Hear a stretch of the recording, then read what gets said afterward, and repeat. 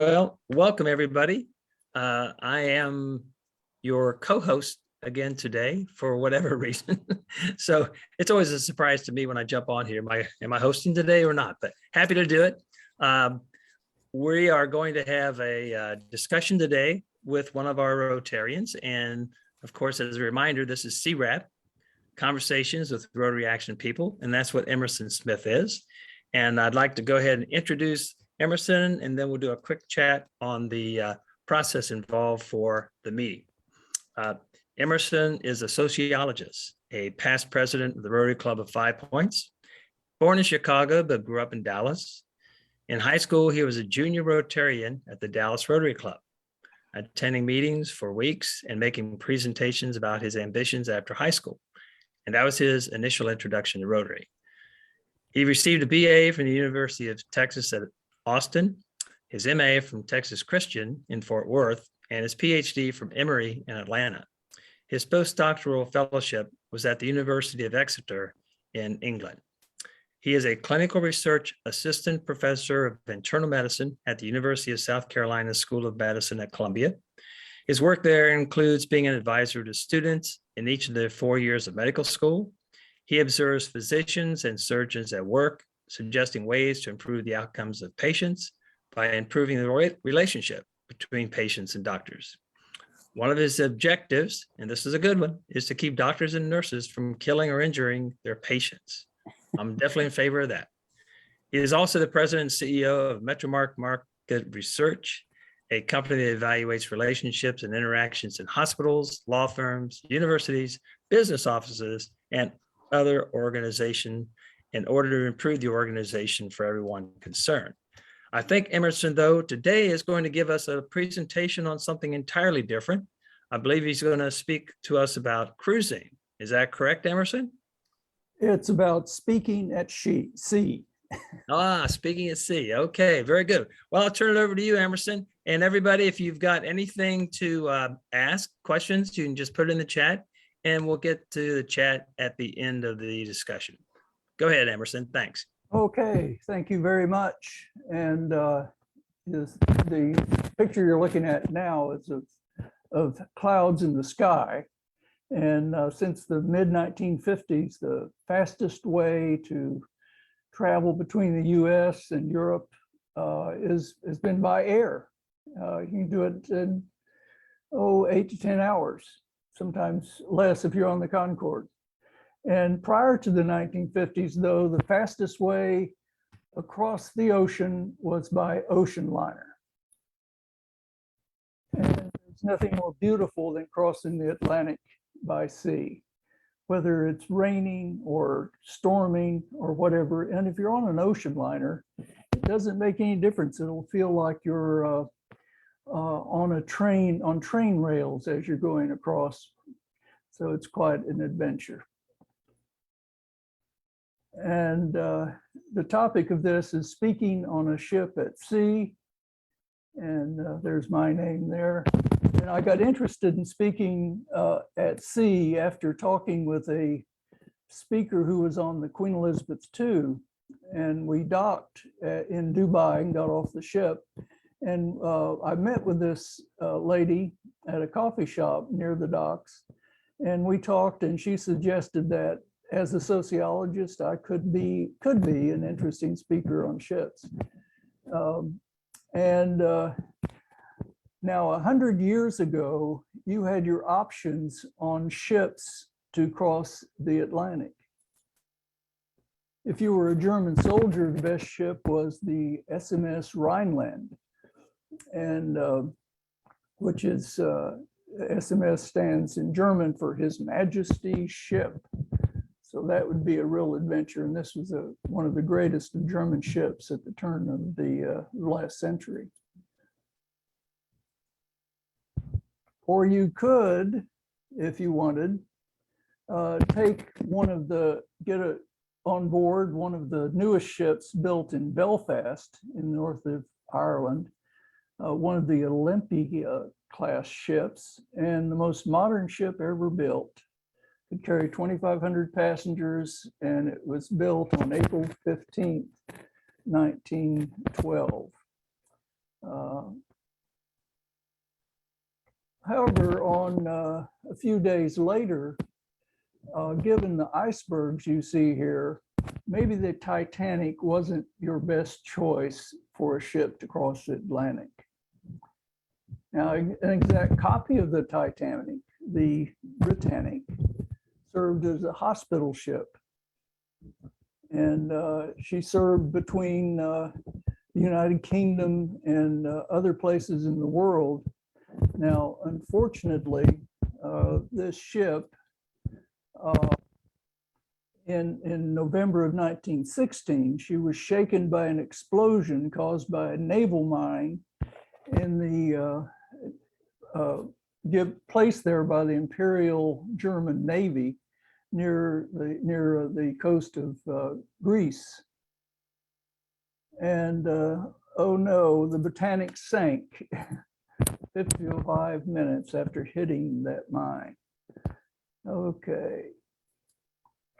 Now, if you were really patriotic, in 1952, you would take the luxurious new SS United States. And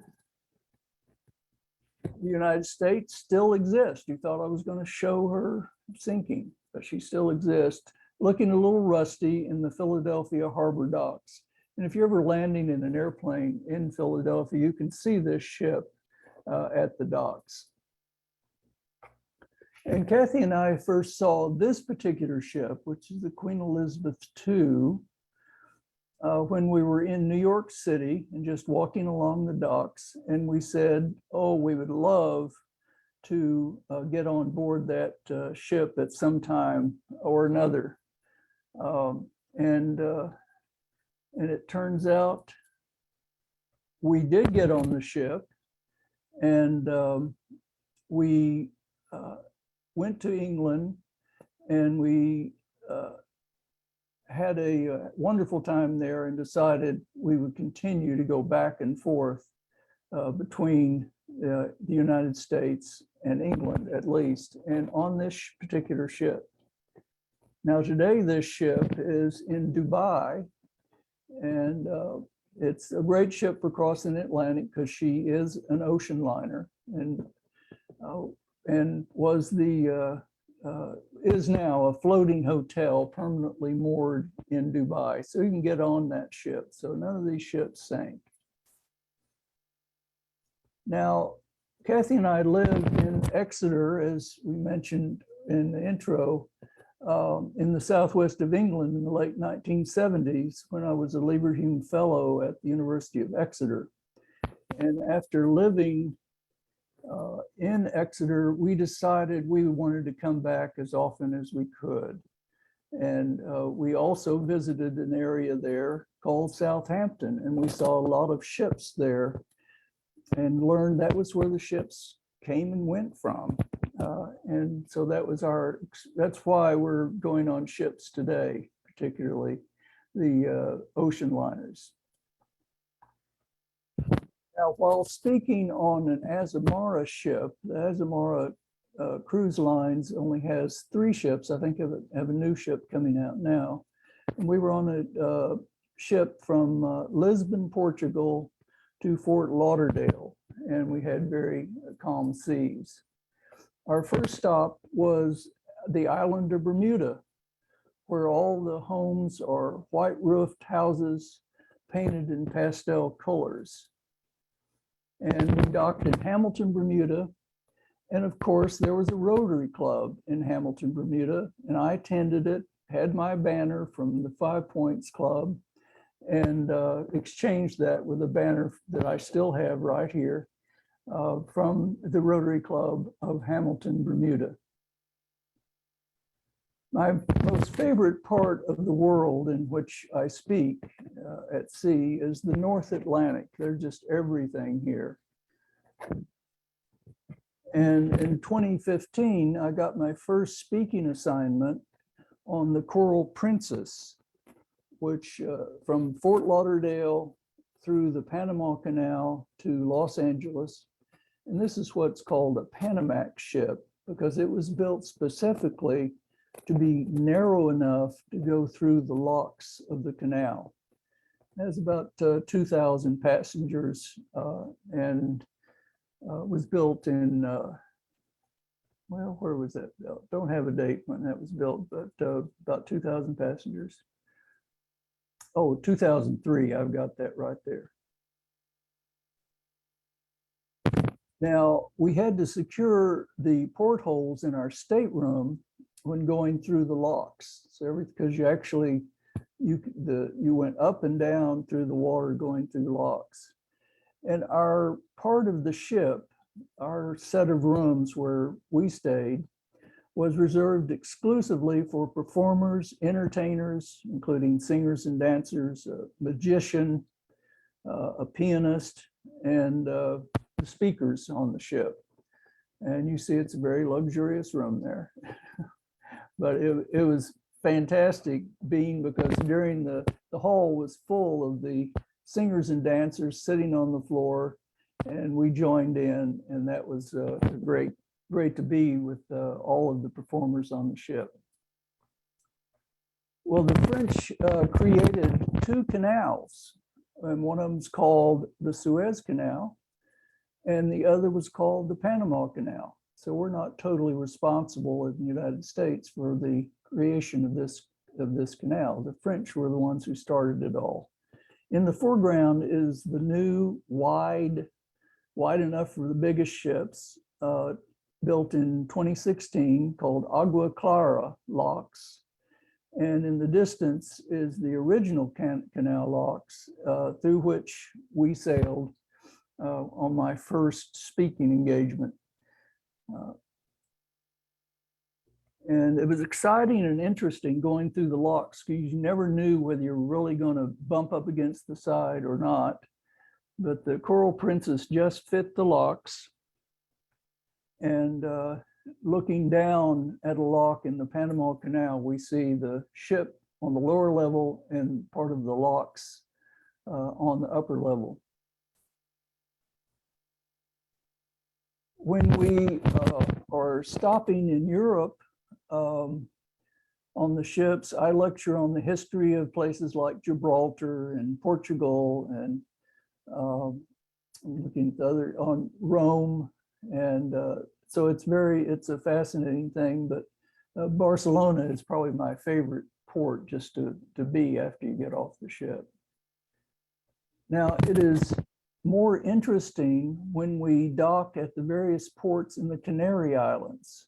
The Canary Islands are west of Gibraltar and west of the north coast of Africa, and including Algeria. And you may have heard of the volcano that exploded on La Palma recently. And then you may have heard years ago when two 747s crashed into each other at Tenerife. And that was the worst aircraft disaster in the world, at least at that time. One of my favorite places too is called Tristan da Cunha. And this is the most remote inhabited island in the world, the most remote inhabited island in the world, halfway between South Africa and Argentina. It's simply a big mountain that occasionally erupts. And when it erupts, everybody has to leave the island, and they generally go to England, and then they come back when the eruption is all finished. But it's still a fascinating place to visit. And my favorite route, though, is from or between New York and Southampton in the North Atlantic. This crossing is 7 to 8 days, and it's just wonderful, and we talk on many different kinds of topics. Before I could qualify to speak on the Cunard ships, because you sort of have to move up over the years, I had to speak on the Royal Caribbean Jewel of the Seas. has about 3,000 passengers. Jewel of the Seas. A large theater is on this ship, holds maybe 800 people, but there are a lot of things to do on these ships. So the number of people you get coming to your lectures is maybe 150 to 200, because they have other things to do on the ship as well. One of my lectures on this ship was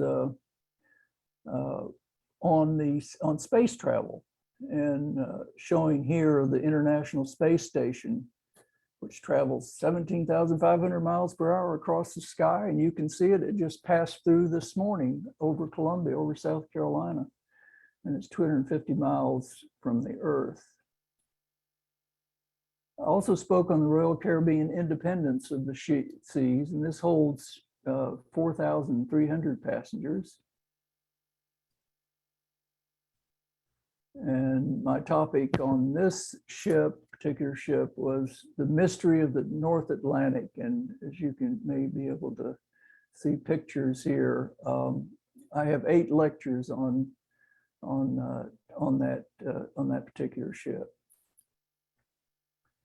My second favorite passenger ship, as opposed to the, included with the Queen Elizabeth II and the Queen Mary II, but my next favorite ship is one of the smallest ships crossing the Atlantic, and this was the Azamara Quest, which has about 700 passengers, and that's just perfect.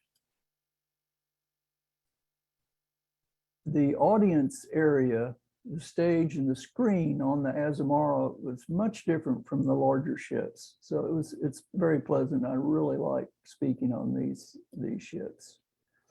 I had to be prepared for any kind of theater or screen or setup of computers on all of these ships, including the Azamara ships. Finally, I moved to my current really nice ship, the Queen Mary II, starting voyaging in 2004. It is an ocean liner, and the only ocean liner in the world still sailing. It holds 2,600 passengers.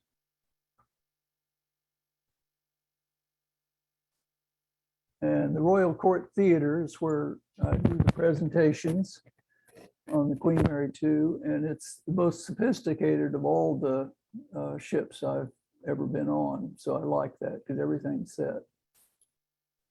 And the Royal Court Theatre holds about 1,000 people on the Queen Mary II. So generally my audience is around 500 on this.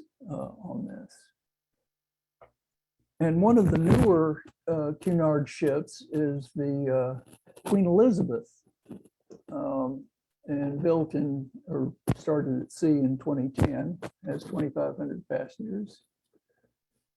And on the Queen Elizabeth, here I'm speaking on the work and history of Isambard Kingdom Brunel. And if any of you ever heard of that wonderful person, let me know. But he's had a wonderful life. He worked with the ships, helped building ships between the United States, in Germany primarily, between the United States and Europe. And he lived in the United States, in New York City, where his father was an engineer in New York City. So he followed his father's example. Now, one very interesting speaking voyage was from New York to Iceland, traveling along the coast of Canada, which included Halifax, Nova Scotia, and St. John's in Newfoundland or Newfoundland. I think is the correct pronunciation of that. And here the Queen Mary II is seen from the bow of the Queen Elizabeth in Halifax. Our hotel in the capital of Iceland is the Hotel Reykjavik, and that's the capital of Iceland. Wonderful place. A number of you may have been there. The largest and most beautiful concert hall I've ever visited is the Harpa Concert Hall in Reykjavik is just fantastic for a small town like this. This is Ísafjörður, Iceland, where you can go hiking on mountain ridges, and you can go do, it's a wonderful place just for vacation. Now, one of the best benefits of being a speaker on ships is meeting people and making new friends while traveling the seas. And this is in the Britannia Club. That's one of the dining areas of the Queen Mary II. And we still keep up with these folks and see how they're doing. Sometimes we see them back on the ships. The third of the Cunard ships is the Queen Victoria, built in to put to sea in 2007. And what is still coming, she was supposed to come out this year, is the Queen Anne, be the fourth of the Cunard ships. I think it's going to be 23 and maybe even 24 before we see that ship again.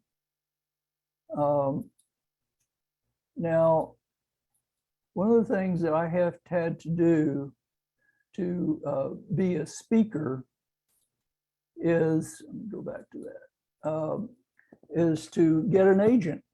And there are five agencies for speakers in the United States. So when you want to be a speaker, you just call one of those agents and they'll tell you what to do. And they'll identify the opportunities, and they'll make the contract between the ship and the agency with me as the client of the agency.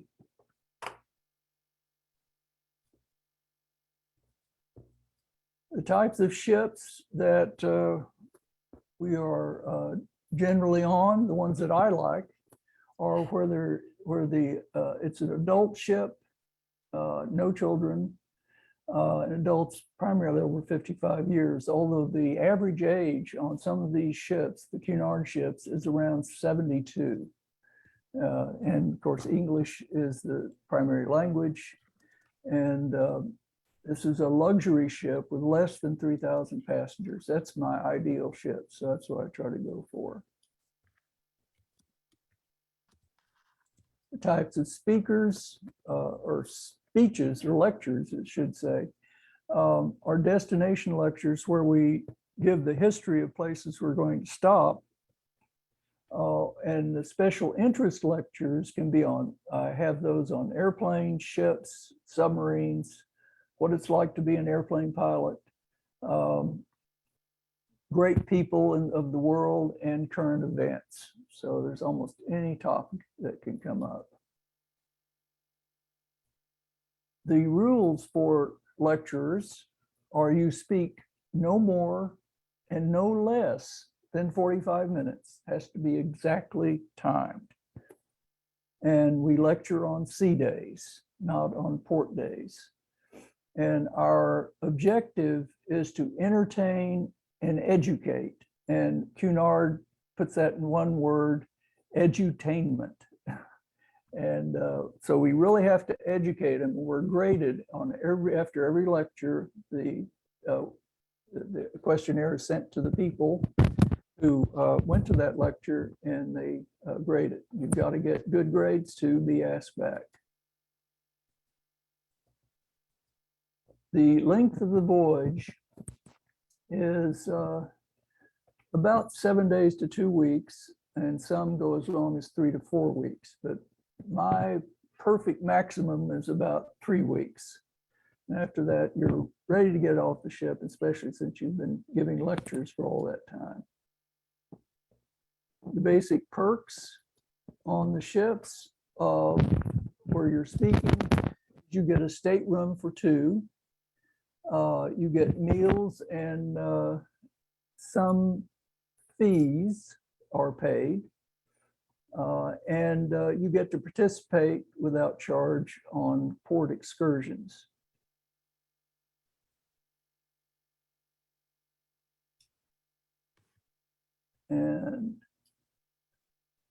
And that's really just an overview. Hope I've stayed within my time here. You are perfect, Emerson. We are at 25 after. We have a few questions, which I think you've answered a bit towards the end, but I'll just read a few of them for you if you just want to touch on these. Which are most interesting, the new Panama locks, or the old locks, in your opinion? Oh, of course, the old locks. Okay. Yeah, I think that's a general consensus, but it's always curious to see what people think about that. Yeah, I think you covered the topics that you. But wait a minute, why the old locks? there are fewer ships coming through, and you have to, each ship has to be scheduled to come through the locks. In other words, they can't just come and start going through the locks. They have to schedule way in advance. And so if you're in line there, it might take you longer before you ever go through the locks. And the smaller ships make you think of the history of the locks.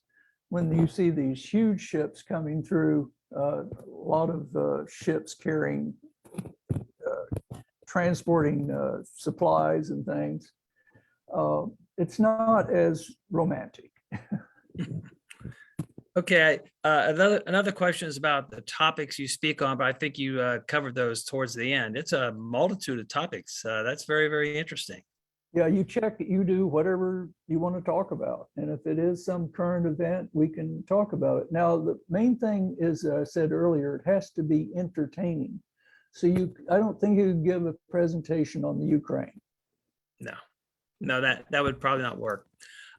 What size cruise ships do you prefer? You kind of touched on that, but like a couple thousand, something like that? Well, my maximum is, I don't want to go on a ship that has over 3,000 people. And I like the Azamara because it has under 1,000 people on it. Now, and you get to know the people there. Now, the problem with the Azamara, it's primarily Americans on the ship. Right. On the Queen Mary II, it's a really mix of nationalities, and it has more British on the ship than Americans. But it depends on voyage. So I like that kind of mix, and you want it to be small. And so that's why that's the kind of ships I prefer. Okay, another question is, how many speakers would be on each ship? Well, on that Princess ship, I was the only speaker, and boy, is that lonely. Yeah, I've been on ships where there's been as many as 3, and they'll be talking about totally different topics, maybe about the floral life and where we're going and the animals, and somebody else is talking about astronomy. But That's generally right. 1 or 2 is Yeah. kind of what I've seen. Well, on the Cunard ships, there are probably 5 to 6 lecturers on board. That's quite a bit. Yeah, it is. And on those ships, see, they don't have roller coaster rides and that sort of thing. And so a lot of people show up for the lectures. And so they want to have lectures might have 3 or 4 lectures per day at sea. Well, that ties into our next question, Emerson. How many times do you go down the water slides on Royal Caribbean? 0. I didn't even take pictures of them. Oh, Those new Royal Caribbean ships are huge. They're like almost 7,000 passenger Mhm. ships. Yes, and people love those, and especially people with families and children. There's so much to do, and on the ships, I think one of the best ships is the Disney ship. Mhm. Ron DeSantis doesn't like that ship. I don't know why, but We know. the Disney ship is really set up for families, and they have places where you can keep your babies and keep your children, younger children, and the older children can go on the ship, walk around the ship. And another question is, how did you initially get interested in speaking on cruise ships? Did you ask them or did they ask you? No, I made a mention of that sort of in Dubai after we left the Queen Mary II. I spoke with a speaker who was on the ship, and that's where I got the idea. She gave me the name of her agent. Her agent was actually in England. That was my first agent in England. And you have to go through all the process. You have to send a video in of your speaking on a ship, speaking, doing the presentation. They want to see what you're like. But that's about it. Okay, and I think we'll wrap it up with this one, and it's a combination of how often do you speak and how long have you actually been speaking at sea? I've been speaking since 2005, and how often? Generally, it's 3 times a year. That's so I can have something in the fall, in the winter, and in the springtime. Well, cruising is definitely a great way to see the world, enjoy the places.